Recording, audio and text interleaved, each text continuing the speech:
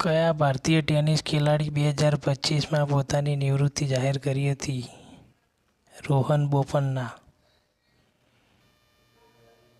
2025માં કેટલા વ્યક્તિઓને પદ્મ વિભૂષણ પુરસ્કારથી સન્માનિત કરવામાં આવ્યા? 6 વ્યક્તિઓને. 30 ઓક્ટોબર 2025માં વડાપ્રધાન નરેન્દ્ર મોદીએ સરદાર વલ્લભભાઈ પટેલની કઈ જન્મજયંતિ નિમિત્તે કેવડિયા ગુજરાતમાં 150નો સ્મારક સિક્કો અને ટિકિટ લોન્ચ કરી?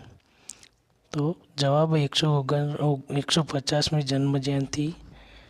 તો તમે 150નો સ્મારક સિક્કો યાદ રાખશો એટલે તમને 150મી જન્મજયંતિ યાદ રહી જશે.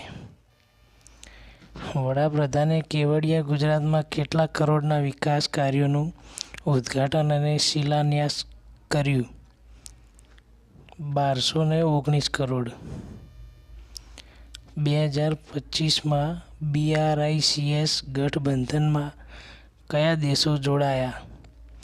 તો ઇજિપ્ત, ઇથોપિયા, ઈરાન, UAE અને સાઉદી અરેબિયા. કયા ભારતીય ટેનિસ ખેલાડી 2025માં પોતાની નિવૃત્તિ જાહેર કરી હતી? રોહન બોપન્ના. 2025માં કેટલા વ્યક્તિઓને પદ્મ વિભૂષણ પુરસ્કારથી સન્માનિત કરવામાં આવ્યા? 6 વ્યક્તિઓને. 30 ઓક્ટોબર 2025માં વડાપ્રધાન નરેન્દ્ર મોદીએ સરદાર વલ્લભભાઈ પટેલની કઈ જન્મજયંતિ નિમિત્તે કેવડિયા ગુજરાતમાં 150નો સ્મારક સિક્કો અને ટિકિટ લોન્ચ કરી? તો જવાબ 150મી જન્મજયંતિ. તો તમે 150નો સ્મારક સિક્કો યાદ રાખશો એટલે તમને 150મી જન્મજયંતિ યાદ રહી જશે. વડાપ્રધાને કેવડિયા ગુજરાતમાં કેટલા કરોડના વિકાસ કાર્યોનું ઉદ્ઘાટન અને શિલાન્યાસ કર્યું? 1219 કરોડ.